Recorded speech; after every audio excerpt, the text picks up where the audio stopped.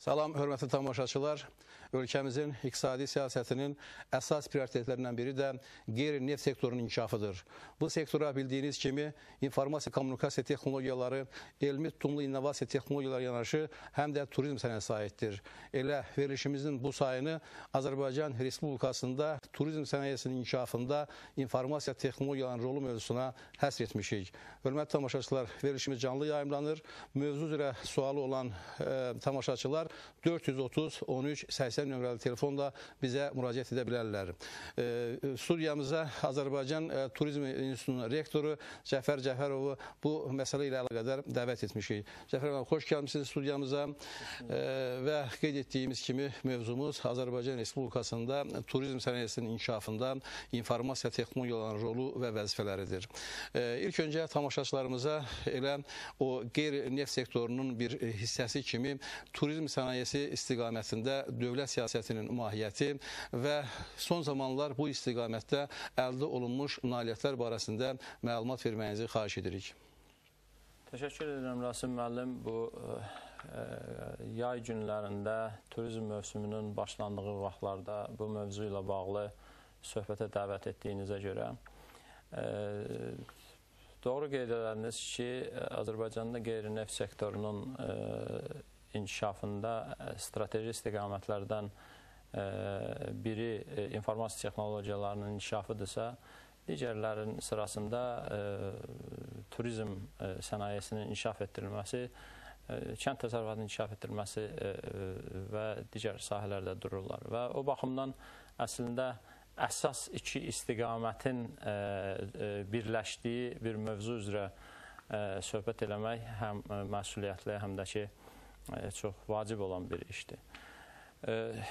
Dünya miqyasında son dövrlərdə turizmin rolu və əhəmiyyəti artmaqdadır və o baxımdan da Azərbaycan da bu cərgədə istisna deyil.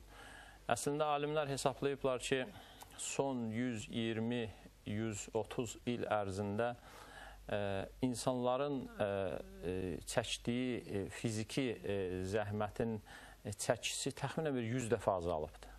Ancaq ona baxmayaraq, deyək ki, əsəbilik, gərginlik daha da artıb, yaxud da ki, istirahət etmək imkanları elə həmin dərəcədə də qalıb və bütün bu məsələlərin, necə deyirlər, bu işlərdən çıxış yollarından biri də insanların normal əməklə məşğul olmasını təmin eləmək məqsədi ilə turizm imkanlarından istifadə olunması nəzərdə tutulur. Əslində, bunun uzun müddət, bu Sovet dövründə yaşadığımız dövrdə də elmi əsaslarla, həmkarlar ittifaqları xətti ilə inkişafı nəzərdə tutulurdu.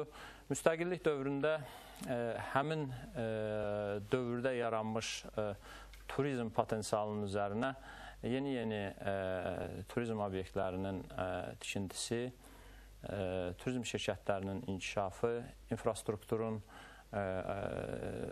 inkişafı ilə bağlı görülən işlər də gəlmişdir və beləliklə də son illərdə Azərbaycanın təbii sərvətləri, Allah Taalanın bəxş elədiyi o nemətlərin üzərinə həm də bunun təşkilatı və dövlət tərəfindən və özəl sektor tərəfindən dəstəyi nəticəsində xeyli inkişafa nail olunmuşdur. Müəyyən dövrdən sonra turizm sənayesinin daha da səmərəli fəaliyyət göstərməsi üçün turizm istiqaməti artıq nazirlik səviyyəsində dövlət dəstəyini almışdır. Sonraki mərhələdə Mədəniyyət və Turizm Nazirliyi kimi bu istiqamət aparılmaqdadır. Dövlət bu sahə üzrə strategiyasını müəyyənləşdirmişdir. Bununla bağlı xüsusi dövlət proqramı hazırlanıb həyata keçirilmişdir. İlk mərhələsi bir neçə ili əhatə eləyən 2005-ci ilə qədər olan Azərbaycanın turizm inkişafı proqramı artıq yekunlaşmışdır nəzərdə tutulan işlərin xeyli hissəsi, mütəxəssislərin dediyinə görə təxminən 90-95% artıq həyata keçirilmişdir və artıq ikinci, daha böyük zamanı əhatə edən dövlət proqramı hazırlanıb hökumətə təqdim edilmişdir və onun razılaşdırılması prosesi bu dəqiqə həyata keçirilir. Ümumiyyətlə götürdükdə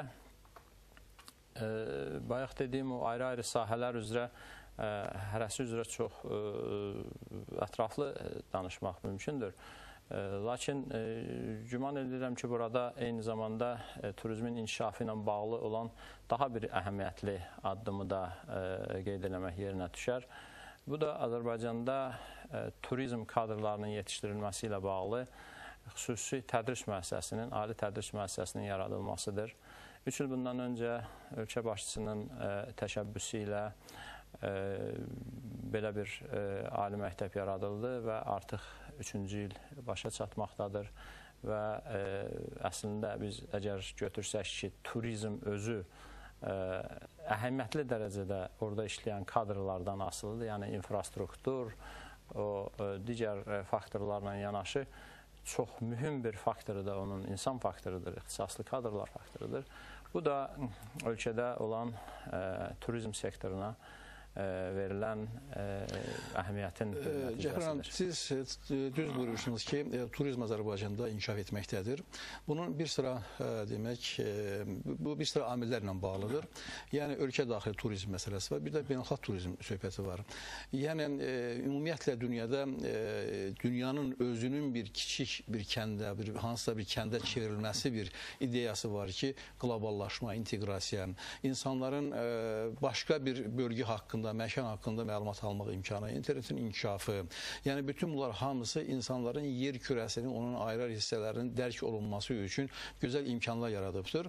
Bundan başqa nəqliyyat imkanlarının artması, çox yüksək sürətlə insanların bir yerdən, bir ölkədən başqa ölkəyə miqrasiya etməsi və digər tərəfdən ölkə daxili amillər də mühüm rol oynayır. Çünki ölkəmizdə sosial-iqtisadi inkişafın yüksək templə həyata keçirilməsi, bunun da digər sahələrə eyni zamanda qeyri-neft sektorunun ayrı-ayrı sahələri kimi turizm sənayəsinə təsir etməsi, əhalinin rifah halının yaxşılaşdırılması, ən başlıcası ölkəmizdə siyasi stabilliyin əldə olunması, ümumi liderimiz tərəfindən vaxtı ilə bu müstəqil Azərbaycan dövlətinin əsasının qoyulması, formalaşması, möhkəmləşməsi, stabilləşməsi, bütün bunlar hamısı turizmin inkişafı üçün belə deyək ki, obyektiv səbəblərdir, obyektiv amillərdir.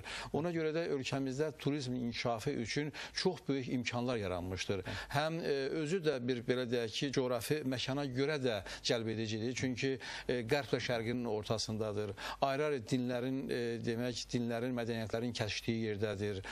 Dünya ictimaiyyətinin diqqəti Azərbaycana yönəlibdir. Çünki bizdə təbii sərvətlər çox zəngindir. Neftimiz vardır, amma neftimiz əlbəttə ki, Azərbaycan iqtisadiyyatının inkişafına böyük təkan verir. Azərbaycanı eyni zamanda dünyaya tanıtdırır. Ona görə də bu proseslər həm ölkə daxilində gedir, eyni zamanda beynəlxalq səviyyədə turizm inkişafına böyük qayğı göstərilir. Təsadüfi deyildir ki, elə BMT-nin nəzdində Ümumdünya Turizm Təşkilatı fəaliyyət göstərir və Azərbaycan Respublikası da elə 2001-ci ildən bu təşkilatın tam hüquqlu üzvüdür və bu deməkdir ki, Azərbaycanda turizm prosesləri lokal əyalət səviyyəsində yox, eyni zamanda beynəlxalq səviyyədə həyata keçirilir. Yəni biz oranın üzvü olmaqla o qlobal turizmi belə etik məcəlləsi deyirlər, kodeksi deyirlər, onu qəbul etmişik, onu imzalamışıq və bu 10 dənə prinsipdən ibarət olan bu kodeksi qəbul etməklə Azərbaycanda gedən bütün prosesləri, o dinlərin, millətlərin tolerantlığı, bütün bunlar hamısı turizm inkişafına böyük təsir göstərir. Ona görə də Azərbaycan Respublikasının bu sahədəki siyasəti məhz həm ölkə daxili müvəffəqiyyətlərə, eyni zamanda beynəlxalq öhdəliklərə və o dəyərlərə söykənir. Və bilirsiniz ki, dünyada turizmin çoxlu növləri vardır. Yəni, turizm özü bir daxili bir infrastrukturuna görə, daxili bir təsnifatına görə kosmik turizmə qədər bütün sahələri əhatə edir. Azərbaycan Respublikasında turizmin infrastrukturunu xarakterizə etməyi xahiş edirik. Yəni, ölkəmizdə hansı növ turizm inkişafı üçün real imkanlar vardır? Təbiət Azərbaycana turizmin inkişafından ötürü demək olar ki, bütün o neymətləri bəxş eləyibdir. Azərbaycanın gözəl təbiəti var. Azərbaycanın ən müxtəlif iqlim qurşaqlarını təmsil edən zonaları var. Azərbaycanda səhra var, yarım səhra var, subtropik var, alp çəmənlikləri var. Bunun təbii faktorları. Azərbaycanın zəngin mədəniyyəti vardır, hansı ki, turizm məhsulu yaratmaqdan ötürü bu son dərəcə vacib olan bir məqamdır. Azərbaycanda dağ turizminin, idman turizminin inkişafı üçün çox böyük imkanlar var. Bu istiqamətdə də fəaliyyətlər davam edilir və bu yaxınlarda artıq inşası gedən və yaxın illərdə fəaliyyətə başlayacaq Qusar rayonu ərazisində böyük bir dağçılıq, idman turizmi kompleksinin tikilib başa çatdırılması nəzərdə tutulmuşdur. Azərbaycan ümumən turizmin belə götürəndə, strategiyanı müəyyənləşdirəndə də turizm sahəsinə cavabdeh olan dövlət qurumları burada o faktordan məsələyə yanaşırlar ki, dünyanın artıq formalaşmış turizm bazarında biz nə ilə ortalığa çıxa bilərik? Yəni ki, elə yerlər, elə bir sahələr vardır ki, orada klassik turizm ölkələri, deyək ki, Yunanistan, Avropa ölkələridir, deyək ki, İspaniyadır. Son dövrlərdə, məsələn, Türkiyə çox sürətlə inkişaf etməkdədir.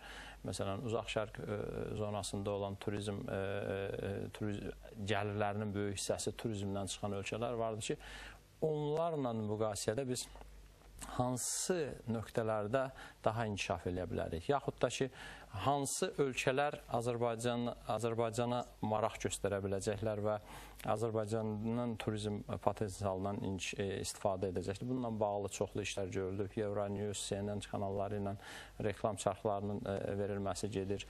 Ölkədə dediyimiz o ayrı-ayrı sahələrin inkişafı ilə bağlı sadalanan infrastruktur layihələri həyata keçirilir. Məsələn, Bakı şəhərində, ölkəmizin digər yerlərində deyərdim ki, kütləvi şəkildə bu yaxşılaşdırma, şəhərlərin gözəlləşdirilməsi, parkların salınması, deyək ki, muzeylərin və teatrların təmin olunması, mədəni həyatın canlanması üçün o yaradılan əlavə şəraitlər falanlar, bunlar hamısı yekun olaraq Azərbaycanda o mədəni turizmin inkişafı üçün çox geniş imkanlar yaradır. Digər tərəfdən Azərbaycan tarixən bu sağlamlıq turizminin inkişafı üçün çox böyük potensiala malik olduğunu nümayiş etdirmişdir və bu son dövrlərdə də bununla bağlı həmin o yerlərdə infrastrukturun yaxşılaşdırılması ilə yeni gözəl otellərin, digər qurumların hazırlanması ilə bağlı mən güman edirəm ki, Azərbaycanda bu istiqamətdə çox geniş inkişaf edəcəkdir. Məsələn, digər tərəfdən Azərbaycan o palçıq vulkanlarının dünya üzrə təxminən bir yarıdan çoxunun Azərbaycanda olduğu söylənilir. Bu da ki, elə burada olan o xarici turistlərin çox böyük heyrətinə səbəb olan bir işdir. Yeri gəlmişkən, eyni zamanda da onlar həmin o obyektlərdən çox da yaxşı istifadə etməməyimizi də bəzi hallarda başa düşmürlər. Yaxud, məsələn, dini turizmin inkişafı üçün bizim çox böyük imkanlarımız vardır. Azərbaycan müsəlman dünyasının mərkəzində yerləşən bir ölkədir və çoxlu ziyarətgahlar var ki, onlar da dünya müsəlmanlarını cəlb etməkdə davam edirlər. Azərbaycanda ekoloji turizm çox böyük potensiala malikdir. Bununla bağlı ekoloji turizm əslində insan fəaliyyətinin hamısı təbiətə ziyan vurur. Yəni, ziyan vurmayan bir iş yoxdur. Ancaq ekoloji turizm onu nəzərdə tutur ki, elə fəaliyyət göstərəsən ki, həmin o təbiətə olan ziyan minimumlaşsın, azalsın və onunla bağlı çoxlu işlər var. Yaxud, məsələn, bunun çərçivəsində başqa bir şey deyim. Dünyada belə bir təşkilat var. O quşları izləməklə bağlı, bu da bir turizm növüdür. Yəni ki, ölkəmizdə həm yerüstü, yəni ki, o ekoloji, coğrafi şəraitin özü cəlb edicidir. Yəni ki, onun faunası, florası, dənizi və s. Təbii, bunların, yəni, bunlarla bağlı ayrı-ayrı istiqamətlərdə işlər gedir və bizim özümüzdən artıq asılı olacaqdır ki, nə dərəcədə biz o sahələri inkişaf elətdirib o nöqtələri bizə sual vardı, telefon zəngi vardı. Gəlin ona qulaq asaq, ondan sonra verişimizi davam etdirərik. Buyurun, hörmətli tamaşaçım. Salam Cəfər müəllim, sizi salamlayırıq. Çox gözəl bir məqama toxunursunuz. Doğrudan da Azərbaycan çox gözəl bir ölkədir və bayaq Cəfər müəllim də çox bir, necə deyim, turizm üçün böyük imkanlar var Azərbaycanda və bayaq Cəfər müəllim sadaladı o səhranı da, yarım səhranı da, o gözəllikləri də ki, doğrudan da dünya ictimaiyyəti üçün Azərbaycan ola bilər ki, necə deyimsə, gözəl bir məkandır.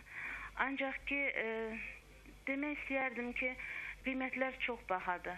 Yəni, turizm üçün qiymətlər Azərbaycanda demək olar ki, əksər ölkələrdən müqayisə eləyəndə çox bahadır.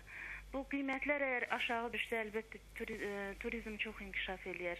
Bəlkə ilkin mərhələdə yenə də qiymətləri baxmaq lazımdır ki, münasib qiymətlər olsun ki, buraya turistlər cəlb olunsun. Və onu da demək istəyirəm ki, hətta bizim ölkəmizin vətəndaşları da bu nemətlərdən, təbii nemətlərdən heç istifadə eləyə bilmir. Çünki yenə də hər şey maddiyyata bağlanır.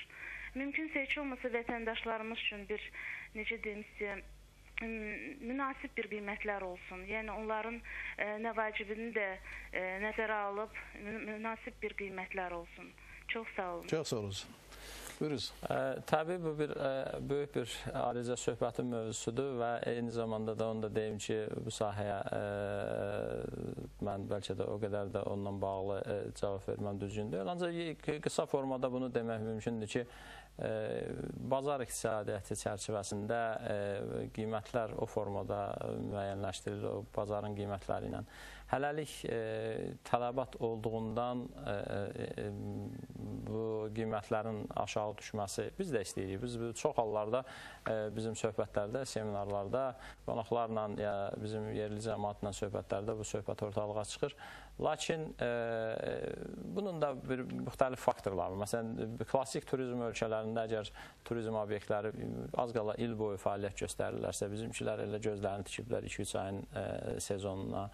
O da yenə də əslində o idarə etmənin qüsurlarından idarə gələn bir şeydir. Məsələn, Antalya əslində 7-8 ay, bəlkə də 9 ay fəaliyyət göstərir. Qalan o 2-3 ayında fəaliyyət göstərməsi üçün, məsələn, yaxınlığında stadion tikirlər, məsələn, böyük komandalar gəlir.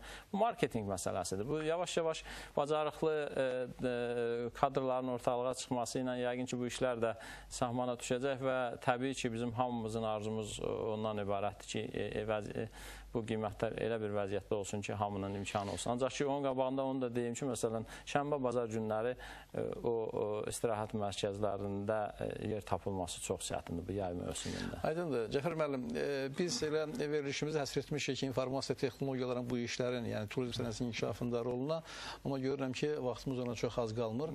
Xahiş edirəm, elə mövzumuzun bu istiqamətdə, yəni ki, turizmin infrastrukturunun inkişafında ayrı-ayrı şirkətlərin, yəni bu infrastruktura aid olan şirkətlərin fəaliyyətində informasiya, kommunikasiya texnologiyaların roluna bir qədər toxunaq və ümumiyyətlə hal-hazırda turizm şirkətlərinin gündəlik fəaliyyətində nə formada istifadə olunur informasiya, kommunikasiya texnologiyalarının? Bu barədə məlumat verməyi xahiş edirik. Bu da öz-özlüyündə əslində bu barədə söhbət etmək təklifi olunanda mən bir daha bu materiallarla yenidən tanış oldum və bu son dərəcə böyük və əhəmiyyətli bir mövzudur. Əslində informasiya texnologiyalarının tətbiqi turizm bazarında bir neçə mərhələdən ibarət olaraq keçirilib. Deməli, 70-ci illərdə o branlaşdırma sistemi idi. Sonradan o qlobal yayım sistemi 80-lərdə və 90-lardan ibarət isə artıq elektron ticarətin ortalığa çıxması ilə bağlı bu bütün turizm bazarına təsir edən bir vasitə olmuşdur. İnformasiya texnologiyalarından bu dəqiqə informasiya və xüsusilə də ki, internetdən kompüter sənayesindən sonra ən çox yararlanan turizm sənayesidir. Bu da belə təhlillərdə özünü göstərir. Faktik olaraq indiki dövrdə bu məsələdən danışarkən biz bir neçə məsələni bir-birinə ayırmalıyıq. Bir, turizm şirkətləri, turizm təqdim edən qurumlar bundan necə yararlanmalıdırlar və yararlanırlar və bir də ki, həmin bu informasiya texnologiyalarının inkişafı turistin yaxud da ki, potensial turistin özünün istək və arzularının formalaşmasında nə təsir edir, onun imkanlarını hansı formada genişləndirir və s. Əslində, bu gün üçün informasiya texnologiyalarından istifadə etməyən turizm şirkəti hələ də mövcuddursa, bu çox qısa müddət üçündür. Bunun sabahı yoxdur. Həm də onun özünə ziyandır. Təbii, sabahı yoxdur. Bu rəqabətə davamı gətirə bilməyib. Ona görə də Cəfər müəllim, mən Nazirliyimizin, yəni Mədəniyyət və Turizm Nazirliyinin saytına baxanda gördüm ki, həmin o şirkətlər lisenziya prosedurunu keçəndə bir sıra zəruri olan o tərəflərlə yanaşı bu informasiya, kommunikasiya texnologiyalarına dair tərəfləri mən görmədim. Yəni məcburi qaydada tələb etmək olmazmı ki, turizm şirkəti fəaliyyətə başlayarkən, elə hotel olsun, turizm olsun, yəni bu infrastruktura aid olan bütün şirkətlərin özləri mütləq veb saytı olmalıdır. Mütləq onların internetə çıxış imkanları olmalıdır. Belə olduğu halda onların fəaliyyətini lisenziyalaşdırmaq lazımdır. Çünki tamaşaçımızın sualına qayıtmaq istəyirəm ki, qiymətlərin bir qədər də bəzən görürsən ki, ədalətsiz olmasının kökündə də informasiya qıtlığı durur. Çünki Bakı şəhərindən bir 100 kilometrlərlə məsəl üçün hansısa bir turizm obyektinə gedirsən, ayrı bizim gözəl güşələrimiz var, gedirsən qiymət haqqında təəssüratın olmur. Yəni ki, alternativ yoxdur. Yəni ki, informasiya ala bilmirsən ki, məsəl üçün hansı şirkətdə, hansı turizm obyektinin qiymətlər necədir, yeməyindən, içməyindən, oradakı hoteldə qalmağına qədər. Ona görə də ümumiyyətlə ölkəmizdə turizm sahəsində olan informasiya bolluğunu yaratmaq üçün veb saytların, internet infrastrukturun yaradılması, onu da mən qeyd etmək istəyirəm ki, bütün bunlar hamısı həm dövlətimizin ümumiyyətlə bu turizm infrastrukturunun inkişafına böyük dəstəyi olardı. Eyni zamanda turizm şirkətlərinin özləri həm də beynəlxalq o turizmin subyektinə çevrilə bilərdilər. Çünki o əyalət turizm obyektindən internetə qoşularsa, veb saytı olarsa, əlbəttə ki, bu məkandan kənara çıxır, məkansızlaşır və s.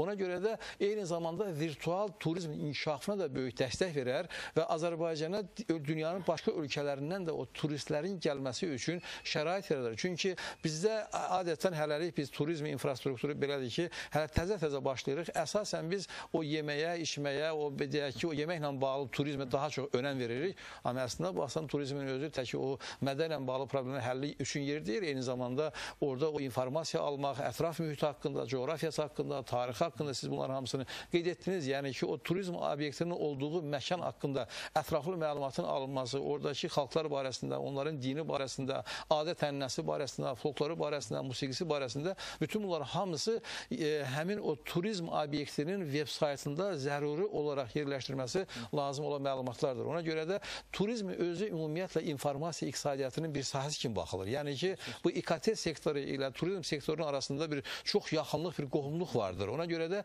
bunları ayırmaq da düzgün deyil. Çünki bizdə turizm ənənəvi olaraq elə getdik hansısa dağın bir ətəyində oturduq, yedi, içdi. Elə deyil. Turizmin özünün müxtəlif istiqamətləri vardır. Ona görə də informasiya faktoru çox mühüm rol oynayır. Ona görə də elə bir ictimaiyyətin adına da demək istəyirəm ki, mütləq həmin o şirkətlərin lisenziya prosedurunda bu amili nəzərə almaq lazımdır. Rasmən, düz buyurursunuz, o təbii ki, orada nəzərə alına bilər. Ancaq mən məsələyə yenə biraz başqa tərəfdən də yanaşmaq istəyirəm. Yenə də deyirik də, bu bazar iqtisadiyyatıdır. Eləyəcəksə inkişaf edəcək, eləməyəcəksə başqa birisi gəlib o yeri tutacaq. Hətta nəinki Azərbaycan şirkəti, əslində bu qloballaşan, balacalaşan dünyada digər ölkələrinin onlayn turizm şirkətlərinin həmin o bazara müdaxilə edib o məsələlərlə məşğul olması da mümkündür və ondan da o prosesdə. Ancaq mən bir başqa tərəfə də diqqət yetirmək istəyirəm. Son dövrlərdə turizm şirkətlərinin təqdim elədiyi deməli o paket məhsullarda o son o məntəqələrin vəziyyətləri ilə bağlı olan marketinq məhsullarında o işlər özlərini göstərirlər. Lakin bunun çap məhsulu kimi, deyək ki, broşura kimi olması bir tərəfdən, ancaq tamamilə düz deyirsiniz ki, bunun elektron vəziyyətdə ortalıqda olması tamamilə zəruri olan bir şeydir və bunu yenə deyirəm ki, biz eləməsək, bilirsiniz, indi turist özü də fərqlidir. Əvvəlki turist elə bir qarasına gedib haradasa nəyisə baxmağa meyl göstərirsə, indi turist hər hansı bir, deyək ki, Avropa ölkəsində hansısa bir şəhəri gedib ziyarət eləmək istəyirsə, onun ayrı-ayrı məhəllələrinin küçə görüntülərinə qədər video görüntüləri müşahidə eləmək imkanı vardır. Hansısa muzeydən söhbət gedirsə, o muzeyin bütün detallarına qədər içərisinə daxil gəzmək, kataloqlarına tanışım. Bu proseslər başlayıb və bizdə indi belədir də, gərək bir o turizm məhsulunun özünü bir ağlı başlı bir ortalığa çıxardaq, bu proses getməkdədir. Və onun üstündə də onun artıq marketinq işləri, onun təbliğ olunması, o promotion deyilən işlər var, o işlərə gedək. Və eyni zamanda bilirsiniz ki, virtual turizmin inkişafı üçün dünyada .travel ən yüksək səviyyəli domen zonası açılıbdır. Yəni Azərbaycan Respublikasında fəaliyyət göstərən qurumlarımızın da, yəni müvafiq qurumların da orada təmsil olunmasına böyük ehtiyac vardır. Və orada müəyyən qədər biz boşluq hiss elədik. Yəni sizlə biz müzakirə edən vaxtı, yəni verilişdən kənar, gördük ki, orada müəyyən qədər boşluqlar var və həmin o boşluqların da səbəbləri bizim turizm şirkətinə fəaliyyət göstərən o əməkdaşların bir qədər məlumatsızlığıdır. Ona görə də mən düşünürəm ki, turizm şirkətlərinin fəaliyyətində informasiya, kommunikasiya texnologiyanın rolunu anlamaq, onu inkişaf etdirmək, yeni texnologiya tətbiq etmək, naqilsiz interneti turizm obyektlərinə gətirmək, o müxtəlif o meşənin ətrafı, meşədə, o ağaçların altında, notebooku qarşısında oturub o yemək, içmək, məsələ üçün istirahət etmək, o təmiz havanı qəbul etmək, yəni o dünyanın o ən inkişaf etmiş turizm obyektlərinin şəraitində, səviyyəsinə gətirmək üçün Azərbaycanda tam imkan vardır. Çünki İKT inkişaf edibdir. Azərbaycanda elə bir nöqtə yoxdur ki, orada internetə çıxış imkanları olmasın. Yəni İKT-nin bizdə yaxşı infrastrukturu vardır. Yollarımız inkişaf etdirilir. Yəni Azərbaycanda turizm beynəlxalq səviyyədə inkişafı üçün hər cür şərait vardır. Ona görə də təklifim ondan ibarətdir ki, Nazirliyin rəhbərliyi altında Eləsinin İnstitutun